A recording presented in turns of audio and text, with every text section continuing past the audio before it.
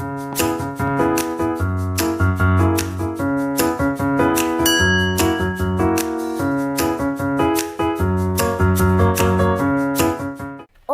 eu sou a Ana Luísa, eu tenho 27 anos e eu sou da geração Z. Agora eu tenho 27 anos. E eu sou a Fê, 43 anos, millennial raiz, quase X, e esse é o nosso Papo de Gerações. O nosso 12º episódio, pós o 11º, que na verdade é uma coisa aleatória Pocket. no meio do ar, pocket, e é isso. Bom, aí o tema de hoje é muito legal, acho que ele tem inclusive correlação. Ontem eu fiz aniversário, faço aniversário 3 de setembro, hoje é dia 4, que a gente tá gravando o episódio, né? Ele vai sair no domingo. E o episódio ele traz uma reflexão justamente do que a gente achava que seria a vida adulta e o que, na verdade, ela é. Inclusive, o título é justamente o que eu pensava da vida adulta e o que eu encontrei. Sim. E, basicamente... O que eu achava da vida adulta, né? Eu achava que na vida adulta eu teria um Escort XR3 conversível com chofer. Nossa, que básica, você é bem minimalista. Pois é, era isso que eu pedi. Eu lembro que a gente fazia umas brincadeiras. Eu nem sei se teve essa brincadeira na sua época, que foi, não sei o que, falava, o que você quer do mundo? Não tive isso. Eu não lembro direito como era essa dinâmica também, mas tinha... E aí terminava com essa pergunta, e o que você quer do mundo? E eu sempre queria um Escort XR3 conversível com chofer. Eu falava que eu queria uma limusine rosa, mas na verdade eu acho que eu achava, mas o que eu achava assim que com uns 20 anos, 18 anos eu já estaria fora de casa, já estaria com uma casa, tipo uma mansão assim, com um potencial namorado quase casando e príncipe encantado, tá? Ele era um príncipe encantado nos meus sonhos. Eu acho que o que eu esperava da vida adulta é que eu estaria mais encaminhada do que eu me sinto. Ah, sim, eu acho que eu também imaginei sempre, assim, que antes dos 30 anos eu já estaria casada, com filhos, vários filhos, e hoje eu tô com 43 anos sem casar e sem ter filhos, mas... Muito, eu percebo o quanto você já sentiu, sabe, que quando você estivesse com a vida adulta você teria mais controle das coisas. E efetivamente o que acontece é que a gente começa a perceber que não é muito sobre controle, mas sim sobre achar o seu próprio ritmo e seguir dentro dele. E isso é, ao mesmo tempo que libertador, assustador, porque se você não está sob controle e você tem que achar um ritmo, quem que dita o ritmo? E eu acho que é justamente a gente perceber que o que a gente não tem é esse controle, né? Nossa. Que a gente sempre achou que teria, porque eu acho que na infância a gente tem as coisas muito numa caixinha, assim, é tudo muito fácil pra gente imaginar. Então, você projeta aquela expectativa e você acha que sim, que é um caminho linear. E Sim. aí, quando você vê que o negócio... Muito, cara. Eu acho que é impressionante também essa questão muito mais em relação à expectativa da profissão, né? Pra gente ver o quanto as coisas não são lineares e o quanto muitas vezes a gente se vê pensando que algo vai ser X e é Y.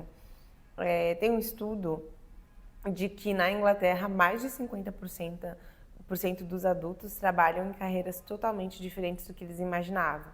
E 68% nem sequer conhecia a profissão que está trabalhando quando era mais novo. Exato, você. Eu não fazia ideia. E a vida, eu acho que quando dizem que o mundo não gira, ele capota, eu acho que é muito nesse sentido. De que a vida vai sempre te colocar e te testar para ver até onde você vai. E geralmente aonde você vai você nunca sabe. Em alguns pontos isso é bom, né? Mas também já teve coisas que eu achava que iam ser muito mais incríveis e não foi. Então, tipo assim, cheguei nos meus 18. E aí você chega nos 18 e você fala, tá, nada mudou. Não, mas eu vou contar então. A história dos meus 18 anos. Eu fiz 18 anos no ano 2000. Nossa. No ano 2000 o mundo ia acabar. Ou seja, você saiu se despedindo de todo E aí mundo. tinha essa coisa assim, e eu pensava assim, como assim o mundo vai acabar e eu vou fazer 18 anos, eu quero dirigir, era assim, para mim fazer 18 anos era sinônimo de ter um carro e de dirigir, eu queria ganhar o mundo, eu achava que aí, nossa, ninguém mais ia me segurar e realmente foi assim durante um bom tempo. E imagina aquela expectativa, sim, porque a minha geração esperava os 18 anos ansiosamente. Sim, esperava muita gente esperava também para tirar carta, não a era? carta de motorista, era um marco, assim, sabe? Era muito, muito. Eu zero fiquei ansiosa em relação à carta de motorista. Eu só tirei em algum momento porque eu pensei, nossa, vai que eu precise um dia. Não, o meu era muito, muito. E aí, e o meu caiu justo no ano que o mundo ia acabar. E eu falava, mas como assim vai acabar? Graças a Deus o mundo não acabou, né, gente? Mas é que tinha essa história da virada do século. Não, vai acabar o mundo, tal. E eu, meu Deus, Aí com justo 18 anos eu já agora. tava, preciso casar, fazer filho, fazer tudo que eu tinha que fazer uma vida em um ano. Gente, muito engraçado esses temas fatalísticos, tipo, em tal ano o mundo acaba, em tal ano furacão, então, enfim. Isso é muito engraçado porque a gente tem essas expectativas da vida adulta e ela se prova muito diferente, às vezes pro bem, às vezes também para esse lado mais ruim. Mas existe muito um termo que é a crise de quarto de vida, que basicamente é o seguinte: é que as pessoas imaginam que mais ou menos um quarto da vida é tipo 25 anos, 20 anos, enfim. E entre os 20 e 40 anos, que é esse momento de crise de quarto de vida, né, vivida, é um momento muito fatídico na vida das pessoas, porque entre os 20 e 40 anos é quando você começa a entender que você está virando adulto. Porque assim, é quando você está saindo da faculdade para entrar no mercado de trabalho, saindo da casa dos pais, realmente tendo filhos, né? Então tem gente que mesmo saindo da casa dos pais não se sente adulto, só se sente quando fala, nossa, sou mãe, caramba, que responsabilidade. Ou, nossa, sou eu quem decido agora se a louça vai ser lavada ou não. Então, cada um tem o seu momento de falar, adultizei-me. E esse momento é um momento de crise, porque a gente fica repensando a nossa identidade. Então, não é só a idade que entra em crise, mas a nossa própria identidade. E também porque é uma faixa muito conhecida por ser meio que a faixa que determina em que posição da vida você estará, né? Então, eu vou dar um exemplo. Com 20 e poucos anos, as pessoas já esperam decidir a profissão que vai ser para o resto da vida. Com 30 e poucos anos, espera que já esteja casado. Então, é uma faixa que dá uma agonia muito grande. Porque você fala assim, nossa, mas não era para com 30 anos, né? Eu tô com 27. Daqui 3 anos já não era para eu estar com o meu pretendente, com quem eu vou casar?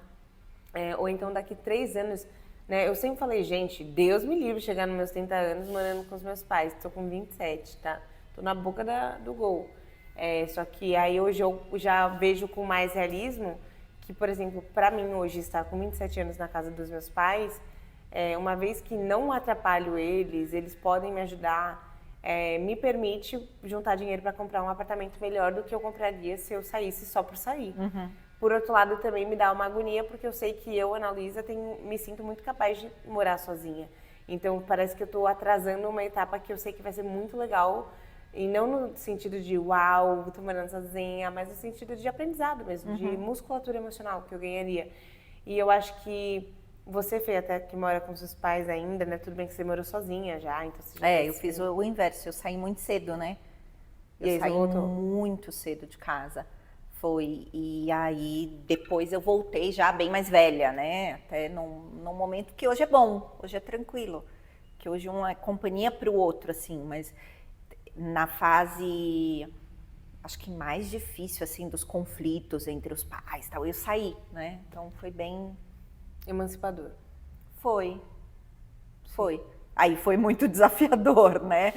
Mas eu não tive esse tipo de conflito, assim. E eu já falei aqui também que eu não tive, apesar de falar assim, né, quando eu era pequena, que eu tinha essa coisa, tudo, mas aí nunca foi um negócio assim que eu cheguei a me cobrar, exceto essa dos 18 anos, porque o mundo ia acabar e eu não ia poder tirar carta. Eu achava, por exemplo, que com 26 eu já estaria, inclusive, com filhos. Quando chegou os 26, eu nem pensei nisso, eu nem sofri, sabe? Nem... É que quando eu faço um retrospecto, eu lembro que eu tinha esse número, assim, mas nunca foi um negócio que assim, me incomodou, sabe? Sim. Não, só foi. Cara, assim, uma coisa também que é muito esse... Assim, a gente tem marcos da vida adulta que são essa sensação de estou entrando na vida adulta. Então, tipo assim, autonomia financeira é uma delas. Tipo assim, não ter que pedir para os pais nada. Responsabilidades que você simplesmente, tipo assim, se der um problema, sou eu quem vou resolver. Por exemplo, quebrou alguma coisa na sua A casa. parte é chata, viu? É a parte mais chata, mas também é a que mais te dá certeza de que adultizou-se. Ai, mas nossa, tem hora que eu falo. Ai, Ou quando você é quem tem que tomar Não dá pra decisões delegar. difíceis. Ai. Tipo assim, antes se ia ou não, sei lá, fazer a detetização da casa, sua mãe e seu pai que lutavam. Agora é você quem decide se você vai gastar dinheiro com isso, se não, se isso é uma prioridade, se não, se você vai dormir com o rato do seu lado ou não. Sabe essas marcas que são marcos psicológicos e é muito nítido isso, assim, o quanto isso na sua cabeça muda o seu mindset. Porque literalmente você entende que as consequências da escolha, quem vai viver é você. Então, aí dá medo de escolher errado. Sim, não sei se dá medo de escolher errado. Eu acho que, assim, a gente entende que adultizou quando a gente está longe dos pais, mas quando a gente ainda está perto dos pais, independente da idade, Sim. Eu acho que a gente continua esperando deles, entende? Eu acho que depende do que é o perto, né? Ainda que sejamos adultas, assim. Eu acho que o perto, assim, se você convive com eles muito proximamente, é uma coisa. Agora, se é tipo, ele mora numa casa ali, eu moro a 2 quarteirões... Aí ok. Ok. Eu acho que aí você entende que adultizou.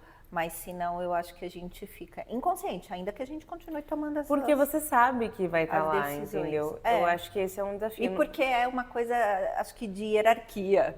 Muito. No meu caso, eu trabalho com a minha família, então dá uma sensação de sempre precisar resgatar esse lugar do adulto. Porque, sei lá, se eu tô gripada no trabalho, a minha mãe sabe que eu tô gripada no trabalho. E ela fica preocupada, por que você tá tossindo? Por que você tá esperando? E eu tô tipo, se eu tivesse em qualquer outro trabalho, ninguém ia ficar perguntando isso pra mim, entendeu? Então, tipo, aí nesse momento é bom no sentido de, ter a minha mãe que eu amo do lado no momento de gripe, mas é uma coisa meio tipo, mãe, eu sou uma adulta, tá tudo bem, tipo, eu compro meu remédio. Mas eu acho isso interessante, como a forma, até a fase de ficar adulto, ela é diferente, é muito relativa ao seu contexto. Porque, por exemplo, eu tenho amigos que, sei lá, mesmo morando longe da casa dos pais, vão até a casa dos pais para lavar roupa.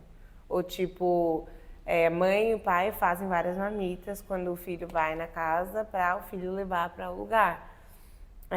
Eu, por exemplo, não acho. Eu acho que se eu saísse da casa dos meus pais, eu até poderia passar na casa da minha mãe e levar comida, porque né, comida de mãe é uma delícia.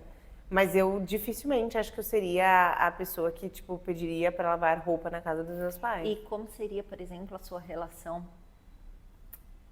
adultizada, especialmente profissionalmente, com seus pais? Porque essa é uma grande dificuldade. Vamos dizer assim, trabalhando numa empresa familiar, você, a partir de amanhã, é a CEO. E aí? Será que você conseguiria mandar na sua mãe e no seu pai? Não.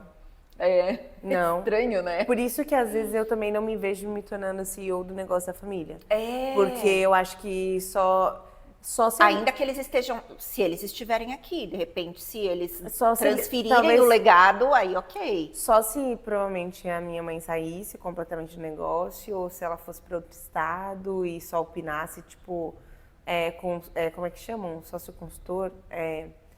Como Um consultor mesmo, né? como consultor. Um acionista ali. Isso, porque na minha visão, tem relações e relações. Tem pais e mães que são donos de negócios familiares, que eles dão essa abertura e eles têm esse interesse de completamente em algum momento sair do negócio, né? Tipo assim, não quero ficar com isso para sempre, então eu tô te conduzindo para isso. Eu não sinto isso dos meus pais, eu sinto que eles ainda se veem como muito presentes, né? Talvez meu pai menos, né?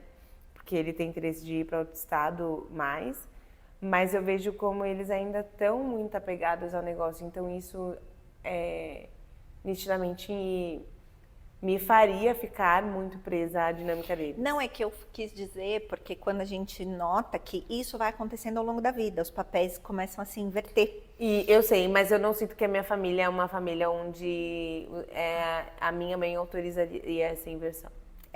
Pode ser. Entendeu? Eu acho que os papéis só se invertem onde isso é permitido. E existe um problema seríssimo, acho, nas famílias justamente por isso. Na minha casa, assim, os papéis meio que se invertem. Aí hoje, por exemplo, minha mãe fica doente, eu tenho que falar pra ela, você tomou remédio? Porque você tá doente. Tá. Não, mas no ponto profissional, acho que não, mas em outros pontos, sim. Na minha família também. Esses dias a minha mãe tava com dor nas costas, eu tô tipo, mãe, pô, vai cuidar dessa dor nas costas? Tipo, meu pai, que espera tá decaindo assim no chão, suando pra ir no hospital. Ou quando, esses dias eu tava brigando com a minha mãe, que era o segundo dia seguido que ela comia pra jantar pão com mortadela. Eu falei, você tá ficando louca? Eu falei, desde quando isso é comida? E ela ainda tava com pão com mortadela e tônica. Eu falei, você escolhe, é o pão com mortadela ou a tônica? Aí eu tirei a tônica. Entendeu? Eu acho que tem isso também. Nesse ponto, eu acho que o papel se investe. Pois é, difícil. Muito. E aí a gente pode falar um pouco dessas expectativas irreais que a gente tem, né? Voltando, a gente trouxe isso um pouco, mas o quanto lidar com a frustração de não ter sido exatamente o que se esperava, não ter o seu conversível, e a ilusão de que no fim da história as coisas não são muito como elas seriam, e a gente também subestima o nosso potencial de mudar a nossa própria história, porque isso não significa que é ruim. Às vezes a gente acha, não, eu tenho que estar em um lugar, e aí a gente estagna, mas não, às vezes a gente vai mostrando pra gente mesmo que aquele lugar que a gente jurava que era nosso não era. E eu acho que tem coisas que, por exemplo, às vezes passam e a gente acha que o timing passou e agora não dá mais, que eu sou um pouco assim, meio fatalista, assim, agora já era, agora deixa quieto. Mas quando você vê outras histórias, por exemplo, a gente teve uma história recente aqui, da Adriana, que de repente falou, não, vou fazer uma faculdade, vou fazer uma nova faculdade, e eu vou me dedicar, e já aos 50? Isso, próximo a isso. Assim, se formou nutricionista, super empolgada, vivendo um super desafio na vida e tal, e você olha e fala, tá vendo, nunca é tarde, né? Muito. E tava aqui do nosso lado. Eu acho que também, a minha psicóloga sempre fala disso, assim, a gente, através do que você mede o seu sucesso. Porque assim, se você tá começando a construir um negócio e você tá medindo seu sucesso com alguém que já tá com milhões de seguidores, sei lá, já tem uma consolidação na carreira de anos, né? É óbvio que você vai sentir que um desapontamento, tipo, nossa, cheguei nos meus 40 e não fiz nada. Mas se você entender que o ritmo de cada um é único, é diferente, porque eu uso muita corrida como exemplo. Quando eu descobri a asma e eu comecei a ter situações de ir correr e não conseguir acabar a corrida, o maior aprendizado que a corrida me deu, principalmente para alguém que correu meia maratona e que agora está tipo voltando a correr os 10 com mais tranquilidade, ou seja, tipo, tive que engolir meu orgulho. Meu grande aprendizado foi: o importante é acabar a corrida. Uhum. Não interessa se o pace do outro é 5:30, se você vai fazer essa corrida caminhando e correndo, se você vai fazer essa corrida no pace de 7, porque muita gente nem sequer entra na corrida. Então, acho que no caso da Adriana, ela começou a corrida com 50, mas ela fez a corrida, ela está fazendo a corrida. Tem muita gente que vai só ficar olhando a corrida e nunca vai correr, né? Inclusive, até olhando para dados de corrida mesmo, pouquíssimas pessoas correm. Então, tipo, quando a gente olha para esse cenário, né? Inclusive, as pessoas estão começando a correr mais agora, né? Mas a gente começa a pensar, será que o importante na vida adulta é você correr os 5 quilômetros em 20 anos ou correr os 5 quilômetros mesmo que seja nos seus 40. Eu acho que o mais importante é fazer parte da corrida, porque muita gente nem sequer tenta, né? E isso é um aprendizado que a corrida me trouxe muito forte, assim. Sim, sim. Hoje, engraçado que hoje, coincidentemente, meu pai chegou da academia contando que hoje ele foi fazer natação e aí ele nadou com um rapaz que a gente sabe que é triatleta lá da academia, né? Sim. E aí ele chegou maravilhado, contando que ele descobriu que ele começou aos 37 anos. Hoje o cara tá com 45. E ele falou que ele contou pro meu pai que aos 37 anos ele não sabia nem nadar. Nossa! Tipo, ele falou, parecia um prego na água, eu afundava. E ele aprendeu na academia e hoje ele é triatleta, assim, incrível, né? Tipo, dos 37 aos 45 e já bem mais velho, né? Porque 37 anos... Eu tenho um exemplo muito legal disso também. Eu tenho uma dona Ana, que era uma senhora que malhava na minha academia. Cara, ela começou a correr a São Silvestre, chuta. Com quantos anos? 60 anos. 12 quilômetros, uma senhora de 60 anos começou a São Silvestre com 60 anos. Ela malhava, ela dançava, ela fazia alongamento, e pegava peso que nem uma jovem, assim. Sim. E aí eu penso assim, cara, se alguém decide que vai começar a correr a São Silvestre aos 60 anos, e corre, e vai até o final, inclusive apareceu em várias revistas por conta disso, na época, quando eu conversei com ela sobre isso, ela já estava com 80 e tal. Nossa! Sim, então acho que isso é um sinal de que a nossa cabeça é a primeira limitadora do se desafiar, assim. E eu confesso que hoje, para a minha geração, onde é muita coisa de imagem, performance, dá muita agonia isso, porque eu me vejo como uma pessoa que faço muitas coisas e a sensação que dá é que eu tô atrasada em todas elas, mesmo tendo 27 anos. Então, é muito triste pensar, eu falo por mim, assim, aconteceu tanta coisa boa nas últimas semanas em termos de... Teve muita coisa difícil, mas muita coisa boa, e eu não consegui, tipo, curtir, porque parece, tipo assim, legal que eu consegui isso. Mas ainda não é 1 milhão de seguidores, entendeu? E aí, isso é péssimo, porque a gente deveria olhar para os reforços positivos da vida e não para os negativos. Sim. Porque você vai ficando fraquinho, humildinho, quando você não olha e fala, pô... E eu tenho essa tendência de engavetar os sonhos. De olhar e falar assim, 43 agora, tá, isso aqui não deu, então põe na gaveta aqui. Isso aqui.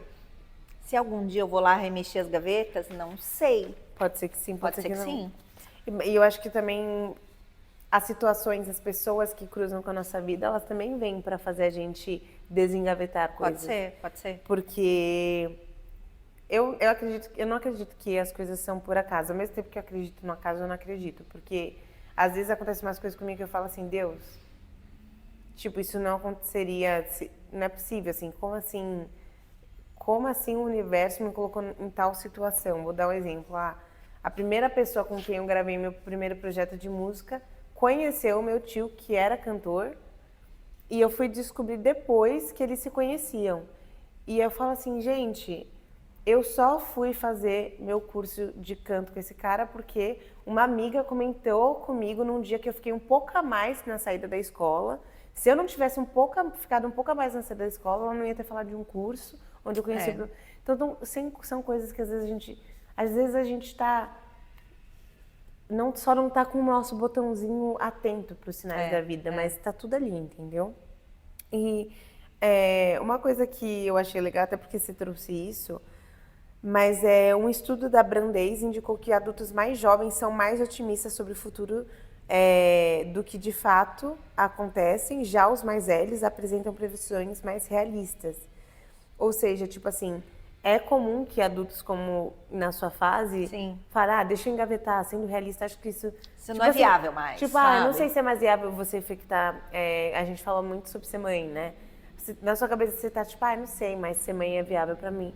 Mas às vezes vai acontecer Não, eu não vou nem falar de ser mãe, assim, eu vou falar de coisas que dependem única e exclusivamente de mim e que poderiam ser feitas independente do meu relógio biológico, porque Sim. no caso da maternidade existe algo que a gente não controla. Mas eu faço micropigmentação paramédica e a minha dermatologista é uma pessoa que é a minha maior incentivadora, que ela acha que eu tenho que fazer medicina. Você tem que fazer medicina porque você já é melhor que muita médica que tem por aí no mercado. Você precisa fazer medicina. E na minha cabeça, é surreal pensar em fazer medicina. E eu fico assim, meu, não tenho 10 anos hoje, sejamos realistas. Sim. Né? Sim, 6 anos de graduação, mais 4 anos de residência. Mas é interessante uma especialização, pensar não nisso. dá, tal, né? Pensar no bem-estar, porque ao mesmo tempo, às vezes, engavetar sonhos, e aí eu tô olhando para uma ótica que eu tô olhando agora, nunca pensei nisso, mas às vezes não é ruim no sentido de assim, talvez você não queira fazer uma faculdade de medicina, mas você vai pegar esse seu conhecimento e você vai levar para um curso de medicina, sim, porque dá para casar. Especialistas em assuntos que não necessariamente são médicos, eles são bem-vindos também num congresso de medicina, se for bem estruturado, eu acho. Então, acho que o quanto também engavetar algo é uma forma de você falar, eu tô engavetando algo porque eu tô querendo viabilizar algo. Tô transformando isso, né? Ressignificar. Talvez, né? Eu acho que faz sentido, assim. Enfim, aí falando ainda desse tema, mas mudando um pouco, quando a gente fala da percepção da vida adulta, né? Tipo, essa desilusão da vida adulta. Nos Estados Unidos, descobriu-se que cerca de 60% a 70% das pessoas sente que as responsabilidades e despesas e tudo são o momento que você fala assim, caraca, eu virei adulto. E geralmente isso acontece com 27 anos? Com 27 anos. Então, tipo assim, quando você fala assim, caraca, sou eu que tenho que pagar esse hambúrguer de sexta-noite. Sim. Virei adulta. Sim, esse boleto é meu. Exato. Eu acho que eu sinto um pouco isso, porque tem coisas que né, hoje eu pago quando eu vou no médico, eu mesma pago, ou quando eu vou fazer uma viagem, quando eu vou investir num curso, quando eu vou estudar algo, ou os meus cachorros. Então, são momentos de lapsos da vida adulta, mas como eu ainda moro com os meus pais, parece que, tipo... Sim. Falta. Ainda não chegou, Não sim. Não chegou, porque assim, eu não sei o que é, tipo, o medo de, tipo... Pagar água, pagar luz. De não sobrar dinheiro e eu não pagar água ou não pagar luz. Fazer supermercado. Eu não sei o que é o desespero que deve ser, tipo, caraca, se eu não juntar X valor, eu não pago aluguel. Eu não sei o que é isso. E eu acho que eu preciso disso. Tipo, engraçado, eu tenho sede por isso. Enfim, eu acho que... Qual é a grande coisa, assim, Fê, que você fala assim... Sentir que eu virei adulta pra você que... Porque eu acho que pra mim você... Hoje pode se considerar, entre aspas, mais adulta que eu, assim. Será que tem alguma coisa, assim, um marco grande? Eu não sei dizer, assim, eu acho que, sei lá, talvez a autonomia, de ter autonomia em todos os sentidos, assim. Não ter que pedir licença pra nada. Pode ser, é um sinal de que eu adultizei, sabe? Ter essa autonomia. E falar assim do que, assim, sei lá, pagar conta, pode ser também pagar conta, o marco como dos americanos, assim, ter essa responsabilidade, né, de saber que isso é seu ali. Então... Em que momento que você acha que seus pais te entenderam como adulta? Porque meus pais ainda não me entenderam como adulta, só em alguns pontos, mas em muitos não. Eu acho que foi a hora que eu me posicionei como adulta. Na hora que você fala assim, olha... A hora que as minhas atitudes mudaram, sabe? Sim. A hora que eu me mostrei mais responsável, a hora que eu... Eles puderam contar com você também? Sim, a hora que eles puderam contar mais comigo, a hora que eles perceberam realmente que existiam planos e existiam projetos e que existia uma pessoa capaz ali, sabe? Mas eu acho que foi tudo uma questão de posicionamento. Porque enquanto eu estava esperando deles, eles não me viam como adulta. Faz muito sentido. Né? Aí quando eu me posicionei, tomei as rédeas e falei, não, eu acho que já deu, assim, né? Então, aí eles começaram a me enxergar assim. Sim. Eu acho que... Por mais que eles me mimem, por mais que eu não tenho do que reclamar, assim, sabe? De pequenas coisas, assim, mas é porque hoje existe uma relação de carinho, existe uma relação De respeito também, eu acho. E de afeto, assim, de cuidado, sabe? Entre a gente ali e tal. Mas eu acho que existe muito respeito por mim, acho que eles me veem sim como uma mulher adulta, como uma mulher responsável e como uma mulher capaz, eu sinto. Eu, até levando para o ponto final, Fê, né, do nosso bate-papo de hoje, mas eu acho que a gente podia falar um pouco só sobre essa questão de entender que a gente não está pronto para ser adulto e que mesmo um adulto não é adulto 100%. Todo adulto tem uma criança que precisa de acolhimento, mesmo um adulto, muito maduro, que, já completamente independente, sei lá, até vive isolado, nem tem contato com o mundo direito, vai passar por situações onde ele vai precisar de outra pessoa, seja porque ele vai precisar ir no médico, seja porque vai acontecer alguma situação e ele vai precisar contar com o apoio de alguém. Então, ser adulto não significa ser e estar pronto para tudo. Mas eu acho que ser adulto significa que você assume mais a responsabilidade pelas coisas e entende mais que você tem, sim, uma liberdade, autonomia e responsabilidade sobre as suas escolhas. Era isso que eu ia falar. Eu acho que esse processo de adultecer, assim, ele está muito relacionado realmente à autorresponsabilidade. Eu acho que você vira adulto quando você para de culpar os outros ou de transferir os problemas para os outros, ou de, sabe? Sim. A hora que você toma essa rédea e fala assim, estou onde estou porque fui eu. Eu trilhei esse caminho até aqui. E mesmo que alguém faça algo com você, você entender que é você quem também tem o direito de pegar a rédea e sair dali. E é engraçado que isso independe da idade, né? Sim. Porque talvez a gente encontre pela vida aí pessoas com mais de 70 anos se sentindo vítimas de uma situação, no sentido de, ai, nossa, eu nunca quis isso pra mim, mas fizeram assim, tal. E isso é muito comum. Exato, exato. Então eu acho que quando você entende e desperta essa questão da autorresponsabilidade, tá, é aqui, fui eu. Perfeito. Então, olho pra trás, muito obrigado, me perdoo Isso até aí em aqui. frente. Sabe assim, sinto muito, eu fiz o que eu podia fazer. Peço perdão pro meu eu do passado se não foi tão bom assim. E agora, bola pra frente, o que eu posso fazer? Exatamente. Eu acho que, para encerrar, a gente pode dizer que nem sempre a vida adulta é o que a gente sonha, mas a vida adulta também é o terreno, onde a gente cresce de verdade, é onde a gente se desenvolve e é onde a gente realmente talvez entende a nossa identidade de maneira isolada daquilo que a gente foi criado, de maneira isolada, a gente começa a se achar. E se você está vivendo sua vida adulta e sente que você não está encontrando sua identidade, talvez você precise se desafiar mais, porque a dor também faz parte desse processo. Sim, sim.